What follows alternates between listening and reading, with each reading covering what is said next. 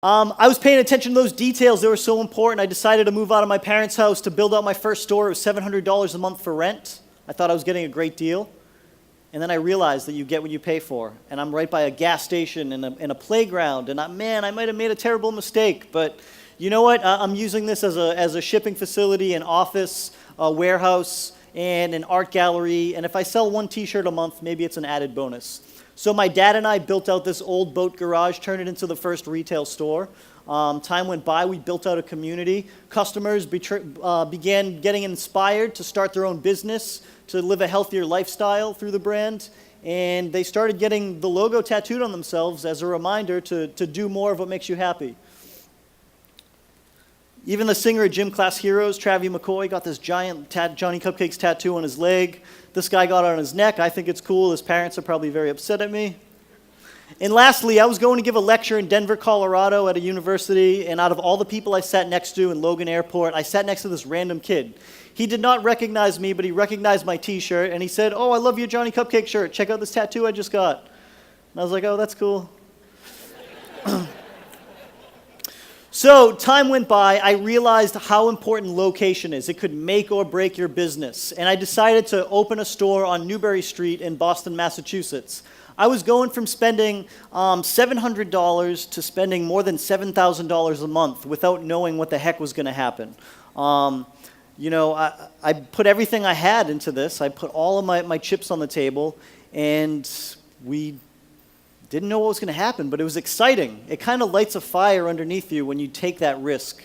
And some people say that it's the risk-taking that separates true entrepreneurs from your everyday business person. The people who are not afraid of failure, the people who are ready to put themselves out there and to learn. And I just love those risks. Even if I screw up, it's this like roller coaster feeling.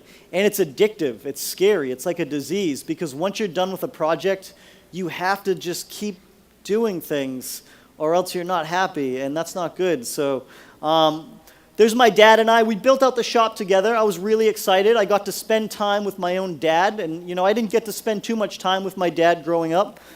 So I got to hire my dad, and we built out the shop together. I was very excited. If you look close, I look a little too excited.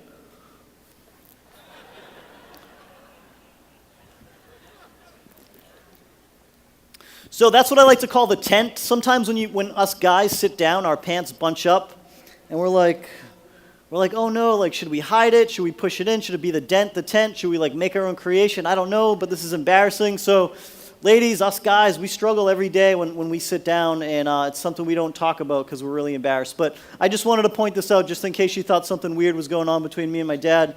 So it's just a baggy suit. I'm a really small person, and the suit did not fit me well. So anyways, we built out the shop together. The opening day, there were 400 plus customers in line that lined up forever. The